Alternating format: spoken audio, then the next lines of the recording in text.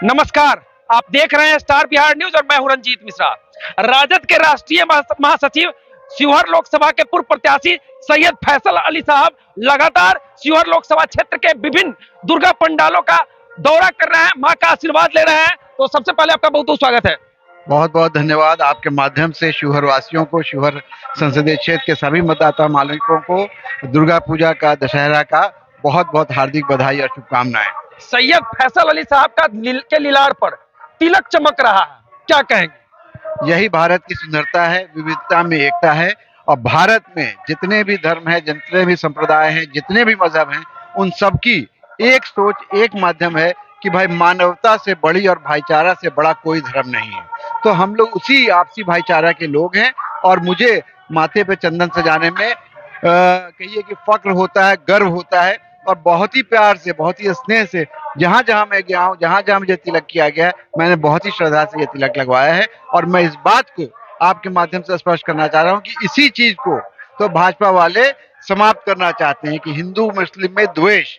तो आज का समय जो है वो ऐसा है कि हिंदू मुस्लिम में जितना भाईचारा बढ़ाया जाए वो जरूरी है देश के लिए, संविधान के लिए, भारत की एकता अखंडता के लिए और भारत के पिछड़ा, अति पिछड़ा और अकलियत के लोगों की भलाई और उनकी तरक्की के लिए। तो हम लोग वही लड़ाई लड़ रहे हैं जो आदरणीय लालू प्रसाद यादव जी लड़ रहे थे। हम लोग वही लड़ाई लड़ रहे हैं जो हमारे नेता तेजस्वी प्रसाद यादव जी लड़ रहे हैं। जो हम लोगों का जो एक मानना है, जो तेजस्वी जी हमेशा कहते हैं कि A to Z उसमें सब लोग सम्मिलित हैं, सारे लोग हैं, सारे जात के लोग, सारे संप्रदाय के लोग, सारे धर्म के लोग हैं। और यही चीज भाजपा को खटकती है। अगर भारतीय जनता पार्टी को कहीं से टक्कर मिल रहा है, कहीं से जवाब मिल रहा है, तो ये बिहार की पावन और पवित्र धरती से मिल रहा है। और हम लोग लालू यादव जी के और तेजस्वी जी के सिपाही हैं। हम लोग सांप्रदायिकता को, ये जो है ना हिंदू मुस्लिम विवाद और द्वेष, इसको नहीं फैलने देंगे। इसीलिए हम हर पूजा पंडाल में जाके माता का आशीर्वाद ले रहे हैं और आप सब भाई बहनों से मिल करके उनको बधाई दे रहे हैं, शुभकामनाएं दे रहे हैं। कल से ही आपका दौरा लगातार चल रहा है। आज रीगा में है, कल शिवहर में थे, ढाका की तरफ जाना है, क्या कहेंगे? लगातार आपका शिवहर में दौरा रहता है, कुछ दिन पूर्व भी शिवहर का दौरा किए, लगातार मतलब शिवहर में जमे रहते हैं आप? हाँ, जाहिर सी बात है, शिवहर मेरी कर्म भूमि है। एक बार हमको आदरणीय हमारे राष्ट्रीय अध्यक्ष लालू प्रसाद यादव जी ने और हमारे नेता तेजस्वी जी ने यहाँ भेज दिया। तो जब भेज दिया तो ये मेरा घर परिवार हो गया। और घर परिवार कौन छोड़ के जाता है? जो कर्मनाशा होगा वही जाएगा। तो हमारी ये कर्म भूमि है, हम यहाँ एक बार आ गए तो यहाँ जम गए। अब पूरे क्षेत्र का दौरा करते रहते हैं, आप भी इस बात को जानते हैं। और अभी भी जो हम आए हैं तो पूरा जो 6 विधानसभा है, 6 विधानसभा के सारे पंडाल में हम जा रहे हैं, आ रहे हैं और सब लोगों से मिल रहे हैं ताकि सांप्रदायिक सौहार्द भी बना रहे। मेरी मौजूदगी से भी लोगों में प्रेरणा हो और लोगों में इस बात में आस्था हो कि भाई हिंदू मुस्लिम जो है वो अपना धर्म, अपनी आपकी आस्था है, लेकिन देश की एकता और अखंडता के लिए हम सबको मिल करके एक साथ रह करके सारे धर्म, संप्रदाय और समुदाय का सम्मान करना चाहिए। बीपीएससी का रिजल्ट आया है शिक्षक बहाली के लिए और कह सकते हैं देश में सबसे पहली बार एक साथ लाखों अभ्यर्थियों को नौकरी मिलने जा रही है, क्या कहेंगे? यही कहेंगे कि तेजस्वी तक हो रहा है। तेजस्वी यादव ना सिर्फ बिहार के भविष्य है, तेजस्वी यादव देश के भविष्य है। आप देखिए कि बिहार में किस तरह से ये नौकरी का सिलसिला शुरू हुआ। जब से सरकार शुरू हुई है, जो आदरणीय तेजस्वी यादव का जो वादा था कि 10 लाख नौकरियां दूंगा, रोजगार की बात नहीं की थी जैसे धोखाबाज लोग करता है, भाजपाई लोग करता है, रोजगार नौकरी की बात की थी। आप देखिए कि अब तक कितनी नौकरियां, लाखों लाख नौकरी जो है तेजस्वी यादव ने दे दी है। और उसी प्रक्रिया में हम देख रहे थे एक यूट्यूब चैनल पे कि यूपी के लड़के भी आकर यहाँ नौकरी मांग रहे हैं और नौकरी पा रहे हैं। और अभी जो बीपीएससी की परीक्षा हुई उसमें उन लोगों ने भी कामयाबी हासिल की है, वो लोग भी उत्तीर्ण हुए हैं। और उन लोगों की शिकायत ये है कि यूपी में सिर्फ राम के नाम पर, भगवान के नाम पर, मंदिर मस्जिद के नाम पे ठगा जा रहा है, रोजगार और नौकरी नहीं दी जा रही है। तो बिहार एक उदाहरण है, तेजस्वी यादव की सरकार और नीतीश कुमार की सरकार इस बात का उदाहरण है कि किस प्रकार से रोजगार पैदा किया जा सकता है, नौकरी दी जा सकती है। इच्छा शक्ति अगर आप में है, राजनीतिक इच्छा शक्ति है और आपकी वैसी शिक्षा दीक्षा हुई है जैसी लालू जी ने की है तेजस्वी जी की, तो आप कोई भी काम कर सकते हैं। ये तेजस्वी जी ने करके दिखाया। कई लोग आरोप लगा रहे हैं कि बीपीएससी का रिजल्ट महज 2 महीने में जारी हो गया, लेकिन बड़ी गड़बड़ी हुई है इसमें। कई चैनलों पर भी खबर चल रही है। देखिए, कुंठित लोग, हाँ, जो हार चुके हैं, जिनके पास कहने को कुछ नहीं है, अब हिंदू मुसलमान का भी दौर नहीं चल रहा है, तो हर चीज में वो बहाना निकालते हैं। अभी हम लोगों ने जब ये करवाया जनगणना, जातीय जनगणना, तो उसमें त्रुटि निकालने लगे। सीधी सी बात है, अब जो बीपीएससी का रिजल्ट आया तो उसमें कमी निकाल रहे हैं। ये लोग वो हैं जो अपने नाम पे करके दिखाने का, टेबल पर रख के दिखाएं या हाथ में लेके लेके दिखाएं भारतीय जनता पार्टी के लोग और भारतीय जनता पार्टी की केंद्र की सरकार कि हमने ये किया है, ये उनके पास नहीं है। हम लोग दिखा सकते हैं कि हम लोगों ने ये किया, तो उसमें वो बाल की खाल निकाल रहे, ये हो गया, वो हो गया। सब झूठ और मिथ्या है।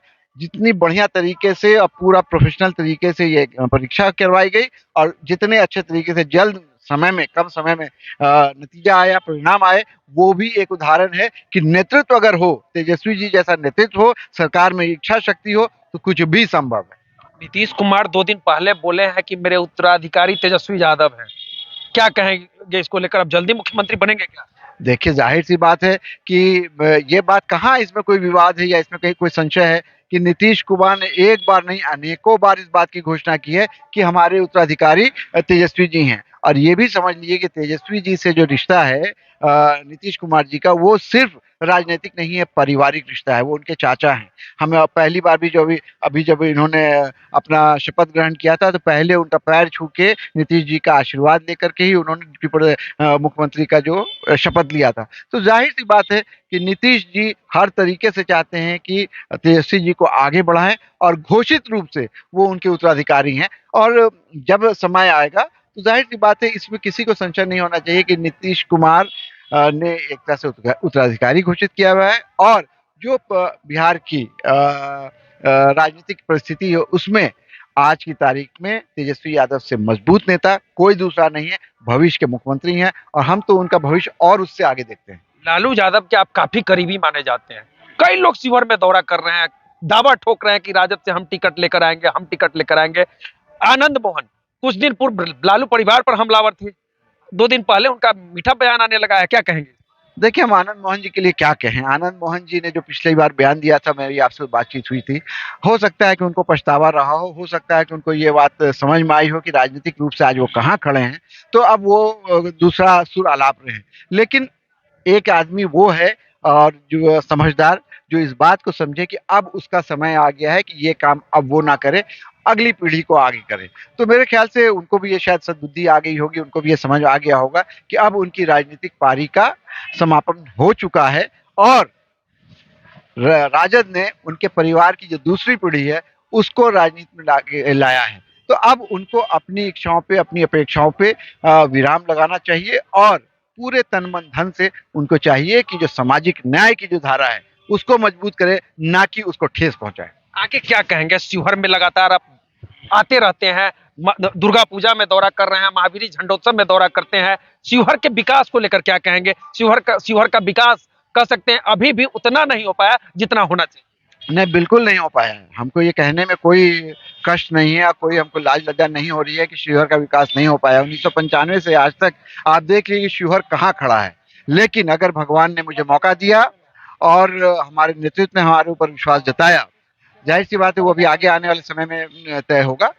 तो मेरे दिमाग में रीगा ही नहीं, पूरे शिवहर के विकास का एक मानचित्र है, एक मैप है, एक रोड मैप है कि किस तरह से हम सरकार के सहयोग से और किस तरह अपने निजी रिसोर्सेज से, अपने निजी तरीके से हम यहाँ किस तरह से school, college, technical institute, training centre, इन सारी चीज़ों का आवागमन का साधन, स्टेशन, प्लेटफॉर्म, रेलवे, किस तरह से पूरे तौर पे समग्र विकास जो कहते हैं शिवहर का किया जा सकता है, उसका एक खाका मेरे दिमाग में है। अगर भगवान का ने मौका दिया और आप लोगों का आशीर्वाद मिला, तो उसको हम धरातल पे ला के दिखाएंगे और ये भी बताने का काम करेंगे कि देखिए, अगर आपकी इच्छा शक्ति हो जैसे कि तेजस्वी यादव में है, देखिए किस तरह से तेजस्वी जी ने 1.5-2 साल में इतना कमाल कर दिया, तो उनका ये सिपाही भी उसी तरह से आप लोगों की सेवा करके शिवहर का नक्शा बदल रहे हैं। रेल का चर्चा आप किए हैं, जहां पर आप खड़े हैं, रीगा में खड़े हैं, यहाँ पर एक्सप्रेस ट्रेन नहीं रुकता है, आज तक नहीं रुकता है। क्या कहेंगे, कब से रीगा वासियों का कल्याण होगा? और कह सकते हैं सीतामढ़ी रेलवे जंक्शन को